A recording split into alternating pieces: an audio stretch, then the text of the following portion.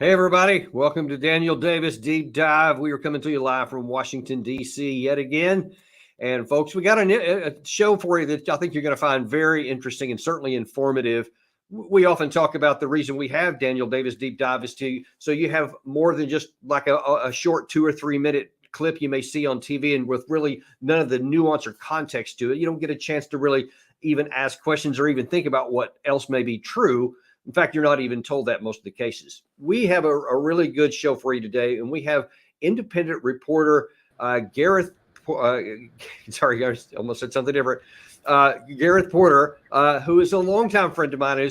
I've known Gareth for well over 10 years. He's done some terrific reporting. Actually, he's done a lot of stuff all the way back into the Vietnam War, and has just always produced some of the most cutting edge and rough edges pieces of truth that you just don't get a lot of other places. And Gareth, we're grateful to have you on the show today. Well, thank you so much for having me, Danny. Glad to be here. So the thing we're going to talk about specifically today is all this controversy surrounding the Al-Shifa hospital and just more generally the Israeli Defense Forces penchant to bomb a lot of the hospitals. There's quite a few of them that have been targeted here. We have on the one hand, the Israeli side is saying that these are used as command centers, that it's a legitimate military target, even though ordinarily hospitals are not. Ordinarily, they just get special protections.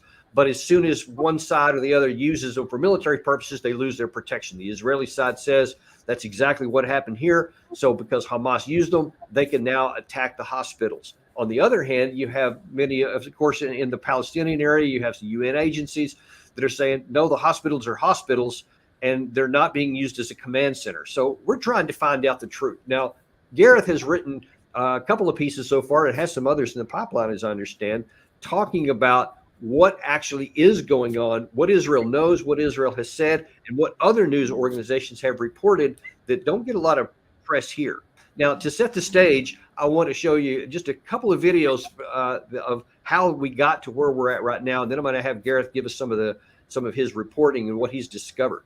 So first of all, the first thing I want to see is just a couple of days ago, you had one of the senior Israeli spokesmen who went into the Al-Shifa hospital. And what he talks about here, and this was an uncut video with no edits because he wanted to prove that when he walked inside, it wasn't cut. We have edited a little bit for clarity to hit the main points, but here's what he presented. Shalom everyone, Lieutenant Colonel Jonathan from the IDF here. I am in the Shifa hospital, as you can see from the sign behind me, and as you can clearly see from the building. We are going to do a one-shot video, one shot, no editing, of all of the evidence that we have found just now in this building of the Shifa hospital. Totally confirmed, without any doubt, that Hamas systematically uses hospitals in their military operations in violation of international law. And what we have found, I think, is only the tip of the iceberg. Let me show you a few examples. It is definitely an MRI machine. And if you follow me behind the MRI machine, I'll show you what our troops exposed just minutes ago. In military terms, this is a grab bag, grab and go of a Hamas combatant. And if you zoom in and we get some light over here, what you will be able to see is military equipment. There is an AK-47, there are cartridges, ammo, there are grenades in here, of course uniform, and all of this was hidden very conveniently, secretly behind the MRI machine. And when our troops opened this closet here, which is in the main part of the clinic, this is what they found. These weapons have absolutely no business being inside a hospital. The only reason they're here is because Hamas put them here, because they use this place, like many other hospitals and ambulances and sensitive facilities inside the Gaza Strip, for their illicit military purposes. Now, of course, we have to take all this at face value. We don't have any independent information that says that that these things were actually discovered and were not placed there. Unfortunately, it's really easy to have manufactured this to just put a couple of bags down, or it could be as legit as they say. We don't have any way to independently identify it. But I will say this, from a military perspective, if Hamas is using this as a major military headquarters, which is what they had been claiming. I'm not sure why they would put a grab and go bag behind an MRI machine of a building that they say that they have, because if it was that, there would be no reason to hide something within the hospital because they have control of it. And there would be a lot more than that. Now, to really drive that point home, one of the other things that Gareth will talk about here in a second from his articles is that on November 14th, there actually was a Hamas headquarters that was discovered. And as we're going to see from the next two clips here, what you see there very much looks like a headquarters. New video released by the IDF this morning showing troops raiding a Hamas commander's headquarters. This, as Israeli forces say 2 more soldiers were killed during their ground operation into Gaza, bringing the total dead to 47 soldiers. Now, there was subsequently some video released that shows actually what they found when they went into these headquarters. And I want you to compare the difference between what that first video I just showed you showed some grab bags here and there, and what this one looks, what they show in this one. And this one looks more systematically like an actual headquarters building.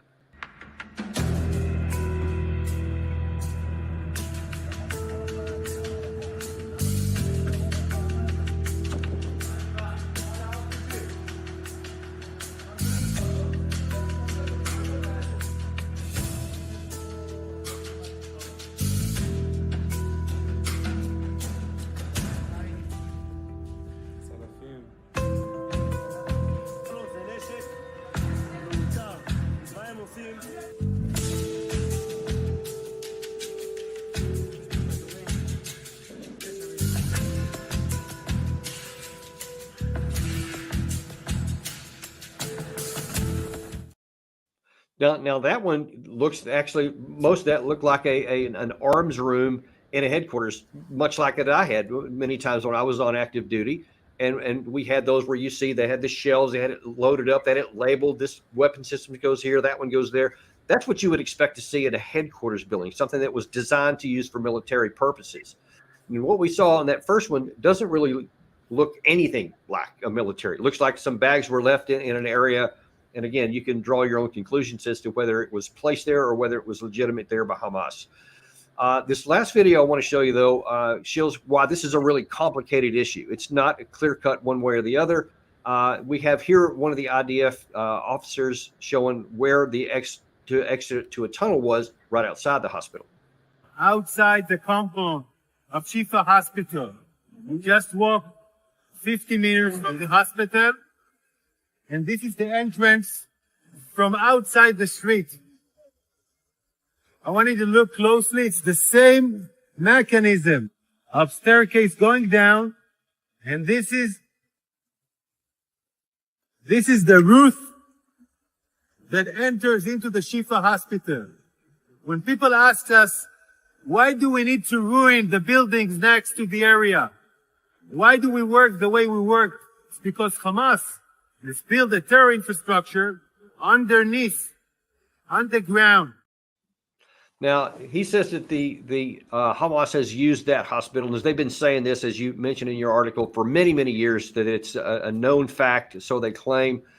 But when we see what was actually shown, and even when in some of these other videos where they showed actually inside the tunnels, what you saw was a lot of empty rooms. I didn't see anything that showed any active headquarters in there.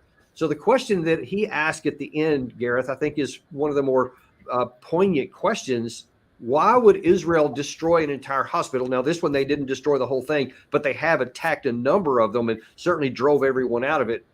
If the Hamas was not really using it as a headquarters. Well, first of all, I think you have to begin with the assumption that the Israelis are so determined to eliminate as much as possible, and I think that means in practical terms completely, the hospital system of Gaza. And Al-Shifa Hospital, of course, was the largest and the most effective, the most important hospital by far of all of the hospitals in Gaza. And therefore, the IDF was quite determined that they would eliminate the use of that hospital as soon as they could do so.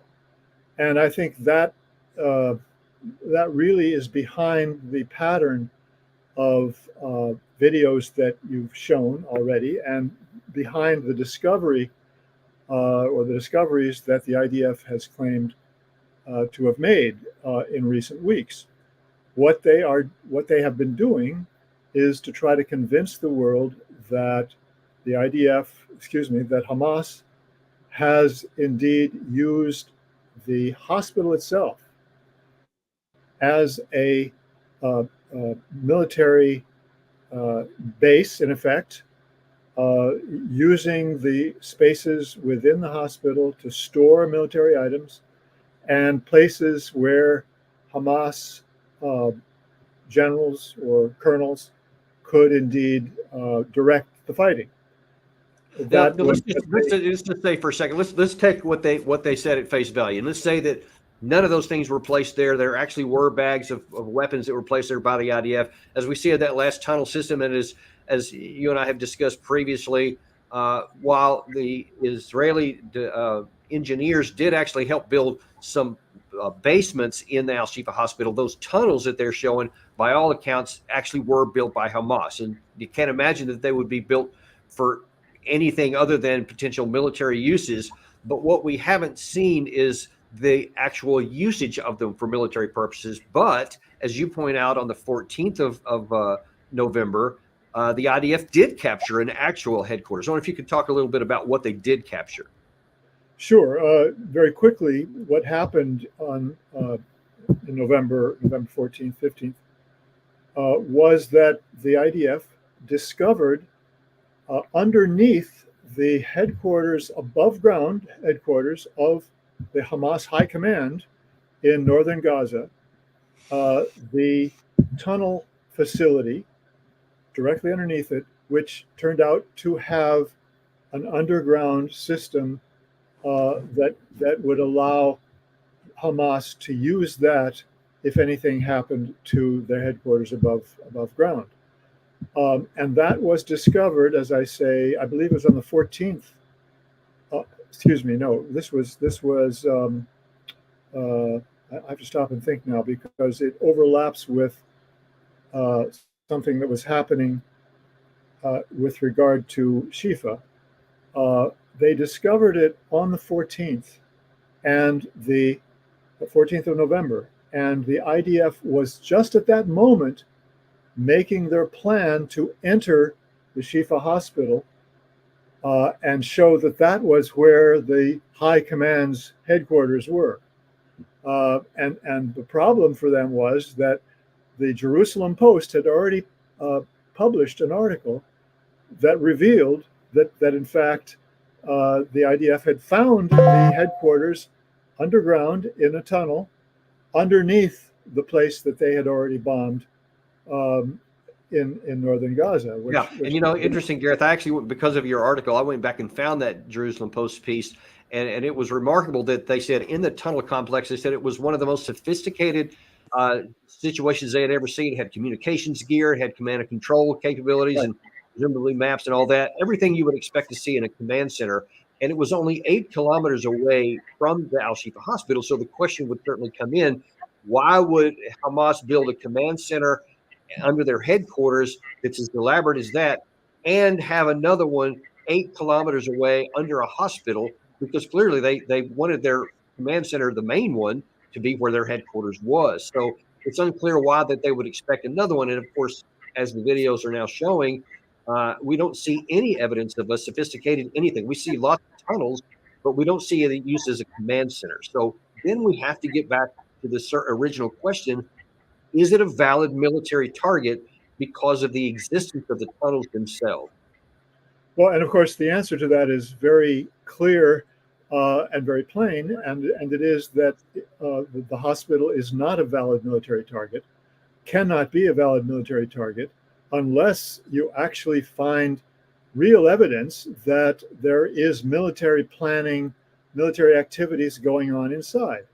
And I think you were absolutely correct in your assessment of what was shown by the IDF, that it didn't really constitute valid evidence at all, because it's the easiest thing in the world to carry into the hospital the IDF carrying into the hospital an array of guns and ammunition and uniforms and so forth.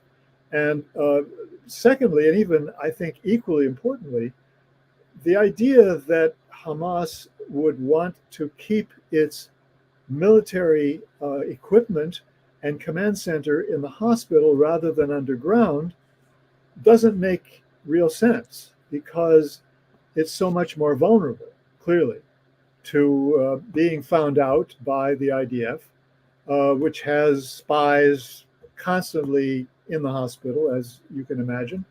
It's unimaginable that the IDF would have used the hospital as the actual place to try to guide the fighting. Now, you actually say, Gareth, that you contended at the first of this episode here that you think that actually Israel is targeting hospitals as opposed to just doing what's military necessity to end this. What do you base that on? That's the key point. That's the key point, Danny. What's really going on here is that the IDF and the Israeli government are absolutely determined to eliminate the hospital system entirely from Gaza. The reason, because they want to impose the maximum suffering on the population, the civilian population of Gaza, possible. And the hospital system is an obstacle to that aim. So they have gone about this quite systematically, gone after one hospital after another, and either bombed it directly or put military pressure on it and emptied the hospitals, forced people to leave, and then basically taken over the hospital. And then when you get to Shifa, it was more complicated because it's the largest one, most important one. And they had this very elaborate plan to deal with that, which we've been discussing already. And then they have the problem that Jerusalem Post publishes this article saying, sorry, the command center has already been found 8.5 miles or 8 miles nearby. But that story mysteriously disappeared, was never seen again, either in the Israeli press or in the American press. Somehow or other, they finagled, they managed to keep that news out of the news stream. I think it was really quite an accomplishment. So yeah, in any case, you know, Gareth, there's lots of debate going on, and even within Israeli society, much less internationally, that there is a component within the Israeli government as well as their society at large that believes that because they have had so much, you know, this is the fifth Hamas-Israel war going back to 2006, I think it was the first one. And they're just like saying, you know what, never again, forget it. We're not going to do this again. So we're going to eliminate not just Hamas, but the capacity, I think, for the Palestinian people to even exist in there. And so some people are like, they're okay with this. This is not collateral damage. This is like they're fine with the losses. There's another side that says, no, that's not the case. We still want a two-state solution, so-called, but we don't want to kill the innocent people because they themselves are as much victims as the Israeli victims were on October the 7th. And the question is that I don't think it can even be answered, which is actually driving the Israeli war cabinet. What are they trying to do? Because President Biden is emphatically saying, you know, even among the hospitals, he says, no, we have to be careful about this. We have to take care not to cause any unnecessary damage because there are going to be people having to live there. There's got to be a what next after this war is over. And if these kinds of, I think that one of the things we'll be able to distinguish which path they're on is what happens next. Does Israel allow that hospital to return to operational capacity? These other hospitals, do they help them bring in supplies from wherever it's Qatar or elsewhere so that they can return to an operational status, or do they keep it closed off? If it's the second, then I think we have a bigger problem. Danny, we do have a bigger problem because the evidence is overwhelming that the Israeli aim in their policy toward the hospitals is part of a broader aim of essentially near genocidal destruction of the entire civilian society and population of Gaza.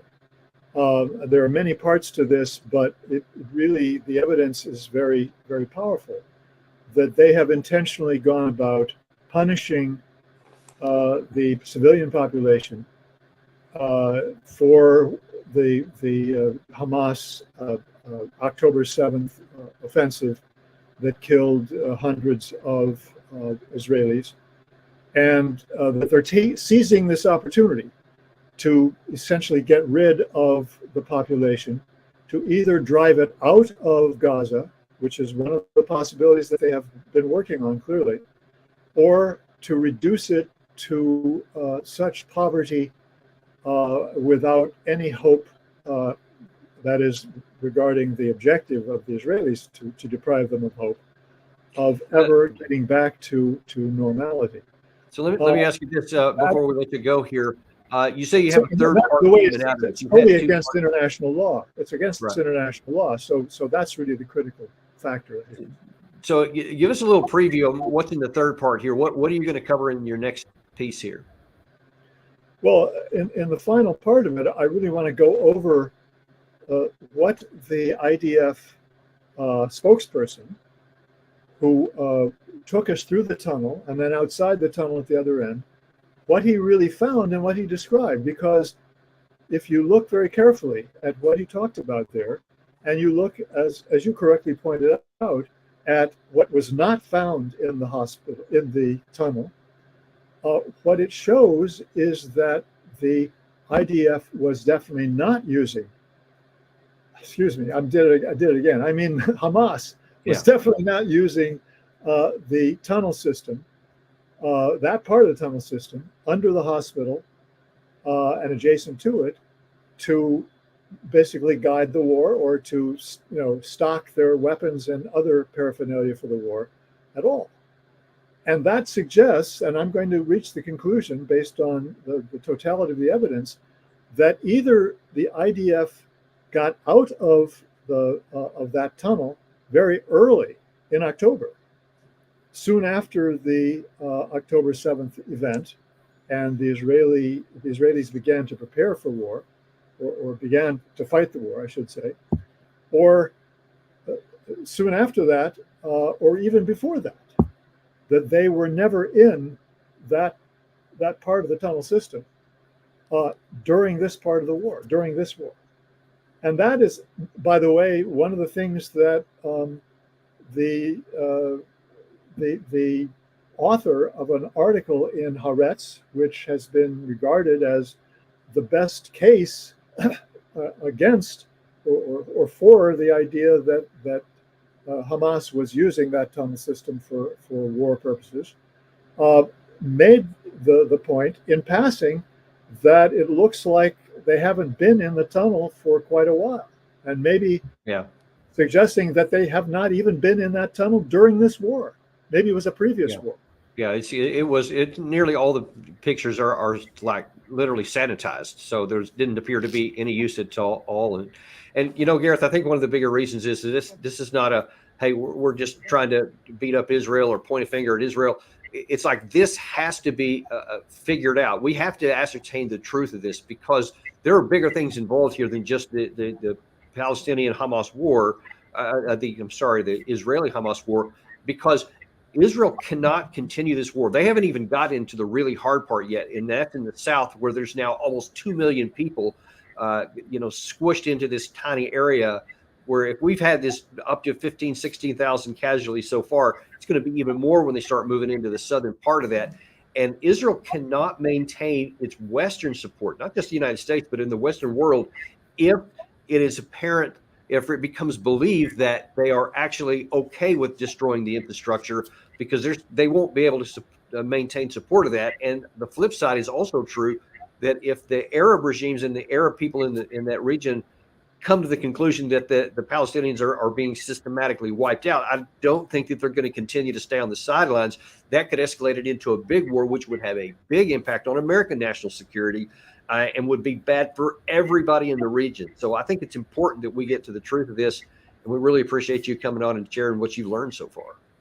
Thanks very much, and I totally agree with the statement you've just made. I think it's terribly important for all those reasons, and that is exactly what I believe is going on as well, that the Israelis have made a very serious mistake, strategic mistake. The Biden administration at first, I think, did not understand just how serious that mistake was. I think now that they do understand that. Yeah, and I guess it's going to depend on, we're going to find out what's going to happen next. But Gareth, thanks so much for your time here. This is your book, Manufactured Crisis, which you wrote back in 2014, The Untold Story of the Iran Nuclear Scare. So we invite people to go take a look at that. And we thank you very much for coming on our show today. And we are going to continue to cover the situation because it is definitely really at the early part of this stage. And we are going to remain unintimidated and uncompromised on bringing you the truth, no matter what it is. And that's all we have for you on Deep Dive today. Remember to like and subscribe and share this with your friends so that they'll be able to know the truth as well. Thank you. We'll see you on the next episode.